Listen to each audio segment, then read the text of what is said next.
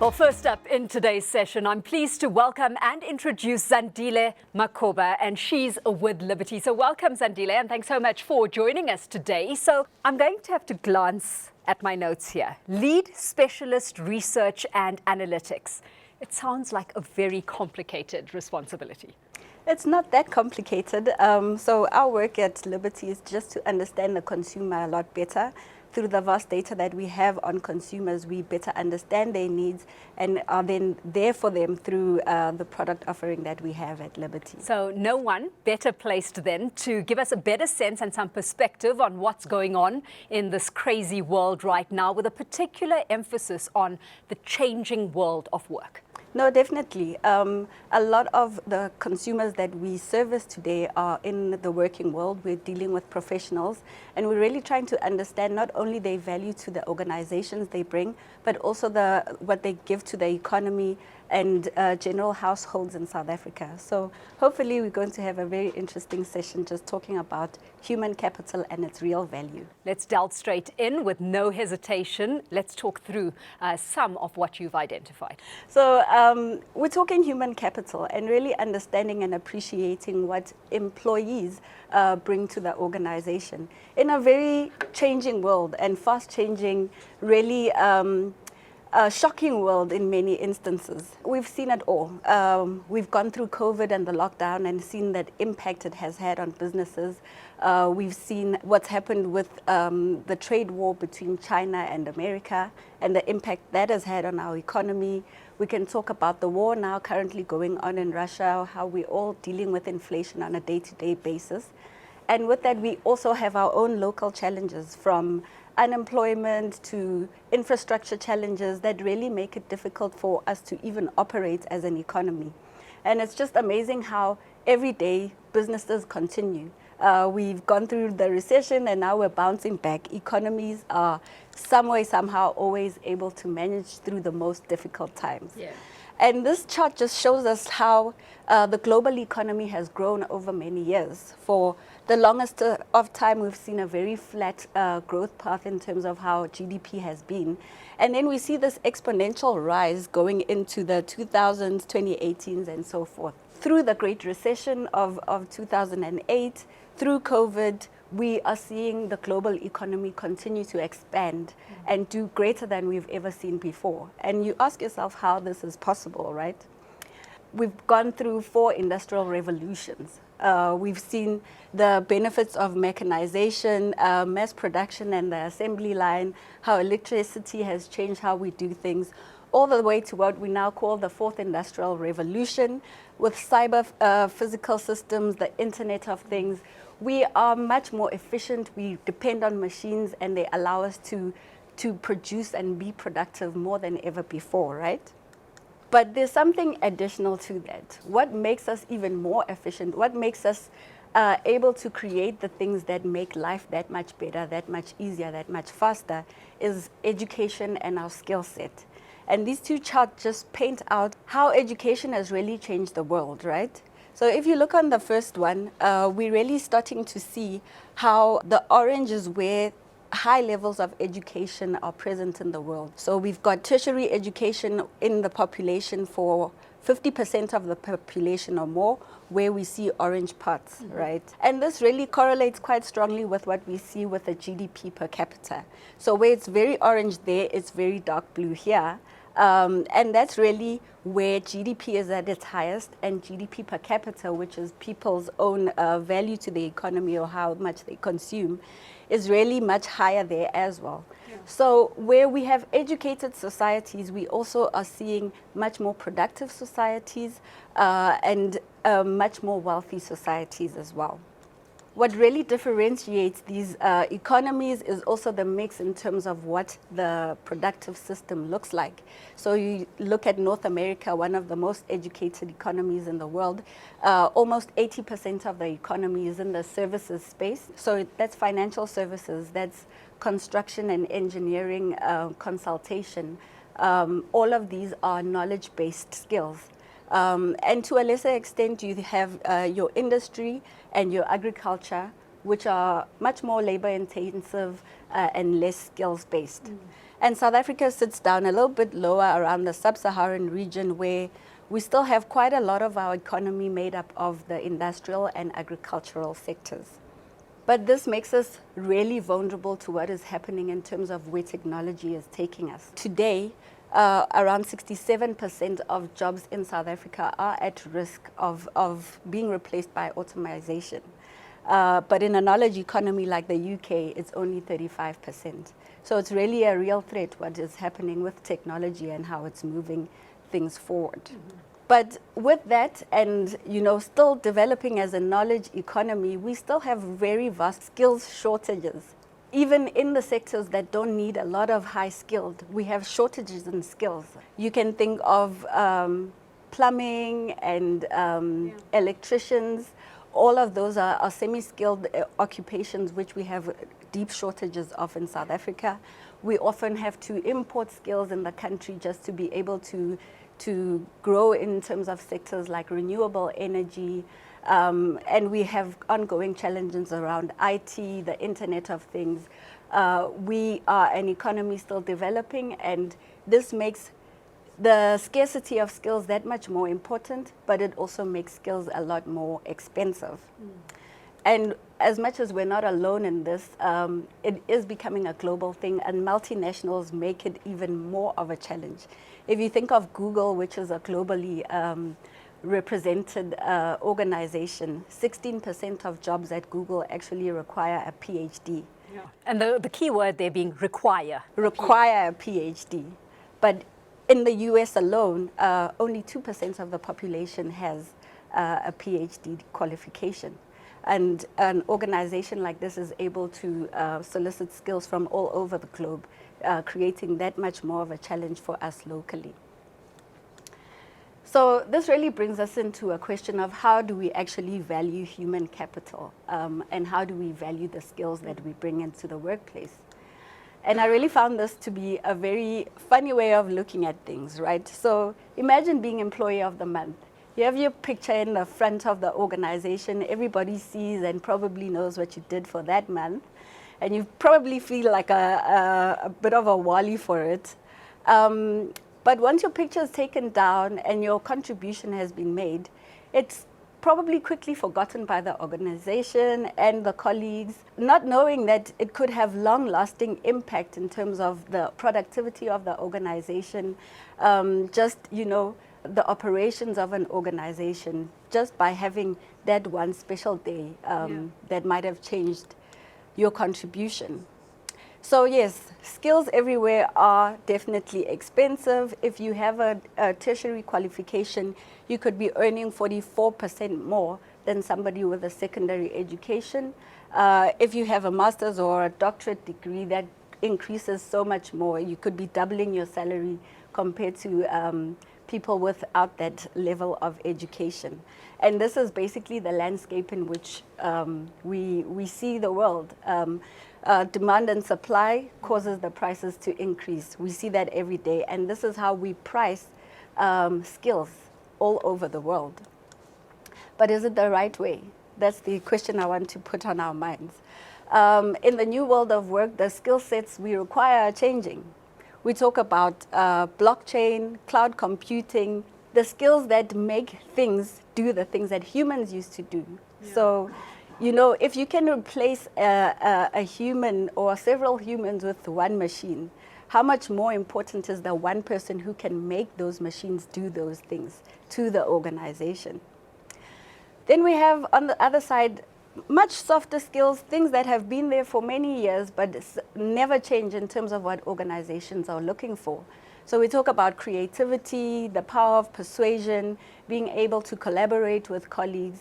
These are really human skills. Yeah. And artificial intelligence is still very far from being able to contribute these things to our organizations. And it really highlights the importance of EQ as much as IQ, right? No, definitely, especially today in the world that we're working in, where we need to be able to read people's emotions and really understand through what they are indicating above what they are just doing or saying. So we talk about creativity, which is a human skill. and this is where ideas come from. We don't value in organizations some of the ideas that employees contribute to the organization. And Vodacom is a very typical example of that. So a decade-long case where an employee came up with a brilliant idea that created profits forever for the organization.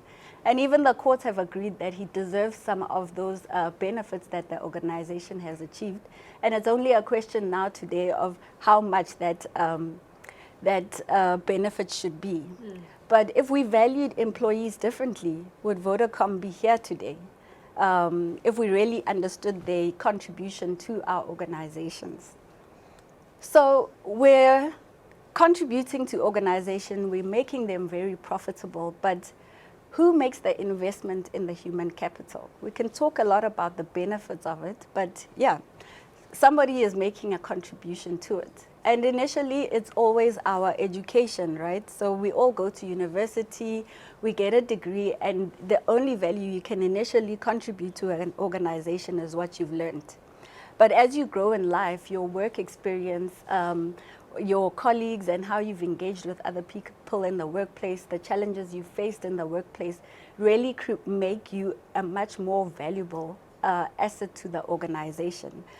This is work done by McKinsey, and what they've seen is that 40 to 60% of a person's net worth, your own earning potential over your lifetime, is largely due to your experience, the experience you gain over the years and the various careers that you might follow during that time. But if you think about it, who's making that contribution? So we come to the workplace, we are engaged in very interesting work. We engage with colleagues, we learn new things, our jobs expand. But all of this is created and it's an investment made by the organization. From the machines you use to the workplace that you are in, it's all actually an investment that comes from the employer, right? So eventually you are able to earn over your lifetime because of a mix between your own investment through education, if you're paying for your own schooling, but also this element of the investment made by the organization. So we get to a point where we have this unseen investment and unseen value that employees bring to the organization. The unseen investment is what the organization has provided and has created in us. But the other part is what we then are able to give back to the organization through expanded work, through our contribution, working in teams, and so forth. But do we really value this? Do we really actually, as organizations, bring this into how we see the value of our human capital? We get to a point where people are then ready to leave organizations, and 80% of people who do change jobs actually move on to work for different companies. They don't move into the same organization. But 50% of those people who move out are actually earning so much more than they would have earned in the organization they come from. So between 30 to 45% of the cost to company that they used to earn is what they'll get additionally in another job. And it makes a lot of us ask, like, why is somebody else, why is another organization willing to pay so much more for a skill that you may have undervalued? And more importantly, why am I sticking around here? No, definitely. So people will ask why they're remaining when the market values them more. But we're in crisis as well, and during crisis what we see is that we value experience more. We know that people who've done things for years and have gone through different challenges can help us sort out the challenges that we face. And while we're in crisis, we then value that skills more. So this chart just shows us how in different countries, every time we have a crisis, younger employees lose their jobs and older employees remain in employment because they have that advantage of experience. Quite interestingly, if you actually follow the diamond there in that first section on Mexico, during the Great Recession, more jobs were lost in Mexico for those under 24, but actually there was job creation for older individuals, which just shows how we develop a need for more experience during these times. And also what we see during crisis is that skills, higher skills are more valued in addition to that experience element. So during the COVID crisis, lower skilled jobs declined by 40% on the job market, but for those in higher education with master's and PhD qualifications, there was only a 25% decline. What we also see in crisis is that jobs expand. You end up doing more than what you would ordinarily do in your own job description. They just looked here at tasks covered by chief financial officers in different organizations and how during COVID, their work spread to beyond just dealing with the finances. One of the key developments there was looking at digital transformation in the organization. You would think that's something that belongs in the suite of the operational managers or the like, but it became the work of financial officers. So the bottom line is that, we are investing in people by employing them, but we are also gaining so much more by doing that. And maybe we need to reconsider how we value the skills that come into our workplaces. The very traditional approach is to look at employees as just a cost, right? So our return on our human capital is just our profitability or the net benefit of what they contribute over the cost of salaries and training, some of those elements. But we forget that there's a very long-term benefit that we gain from having employees. We actually treat employees worse than we do oil reserves and mining reserves. Because in a balance sheet of an oil company, there's an understanding that oil reserves are going to benefit the organization for very many years to come. Yeah. But we are very short-sighted in terms of how we value employees on our own balance sheets, even after investing so much on them. So this is a challenge probably posed by the World Economic Forum in the year 2020, and it really challenges organizations to start looking at employees as an asset, right? Put it in the asset registry, not in the expense list, right? And when you do that, you can start to look at what our market prices for different employee levels with various skills and experience are contributing to the organization, as opposed to just a static view of what they added today and yesterday. We are then able to adjust this on the balance sheet from a perspective of what we've gained and what we've lost, and also then adjust our human capital or workforce value according to redundant skills that might still be on our balance sheet. So this is the question I'd like to leave our audience today to say, can we relook at what employees bring to the organization? So let's pick up on that exactly, Zandile, because most accountants will see this as an expense line on the income statement, but then you've got entrepreneurs or business operators themselves very critical about how those assets are actually delivering value and should possibly be listed on the balance sheet. So perspective of value really depends on which angle you're looking at things from. You're proposing that there is, in fact, a direct connection between human capital and profitability, especially now. No, definitely. And it just goes beyond what people are hired to do. When an employee really understands the heartbeat of an organization, they're able to be agile and adapt operational tasks in order to be able to meet that. Machines can't do that. And that understanding is something that we need to appreciate much more, because especially during crisis, for you to bring in a new employee who doesn't actually really understand the functionings of the organization means that there's learnings that need to be done. A lot more needs to go into getting that person just ready to do the task at hand, as opposed to somebody who understands and is able to then quickly respond to the challenges at hand. And this is what we need during crisis. So question for you, how much does the value of human capital and experience actually rise during challenging periods? That's a very interesting question, but I definitely think it's one of the things that we should value most during challenging times. We cannot navigate a crisis alone. And I think that means different things for different industries. Today we've got inflation issues. that are coming across from abroad through the war. This means different things for somebody in the wholesale trading sector compared to somebody in the agricultural space. But people in your organization know the levers to move. They know when to do what they need to. And if they understood that they are valued as an asset in the organization, there might be more compelling them to stay and remain and fight through the challenging times than maybe moving ship and jumping to a different organization when things are at their worst. I'm going to latch onto what you highlighted there.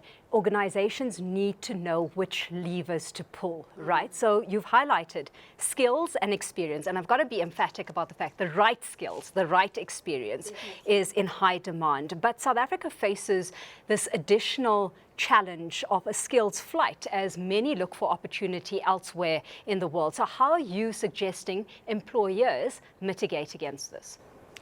So we always talk about shared value and really starting to allow employees to gain from the overall profitability of the organization.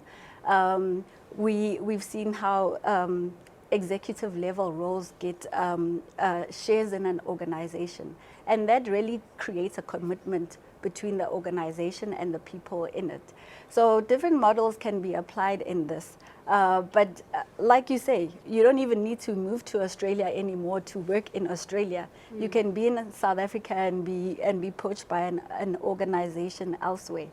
But knowing that your contribution is not only beneficial to the organization, but is also very much a big part of what you would then gain as an employee would really change the playing field. Yeah, talking about the changing parameters of this playing field and the rules that these games are played at, you quoted a very interesting stat, which I paid particular attention to. 80% of job leavers, you said, are moving to another organization and enjoying a 30 to 45% salary jump. That's quite a bit of invested value that actually then leaves businesses, most likely not properly valued, if another company is willing to pay such a premium for the skills and experience. So before I let you go, just be a little bit more clear about that and what we're seeing happen and how this is shifting employers' approach.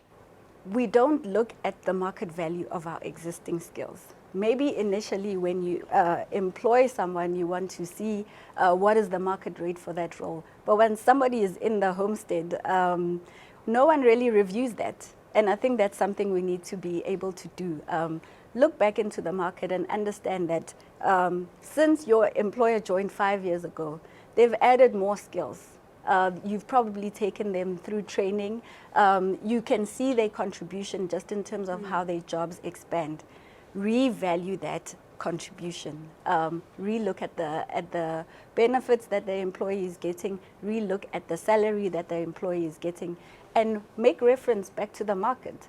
What would the market pay for this individual that you are not doing? Well, it seems pretty clear to me that now, more than ever, it's critical to value our humans as capital, and today's discussions are certainly aimed at providing valuable insights into how we can start getting that more right, especially if, like you say, Zandile, no matter what challenges the world faces right now, there will be resolve and things will continue to move forward. So thank you so much, Zandile, for your time, for kickstarting some of the conversations that we're going to be having today. We'll be seeing you a little bit later on, so don't go too far away. No, sure.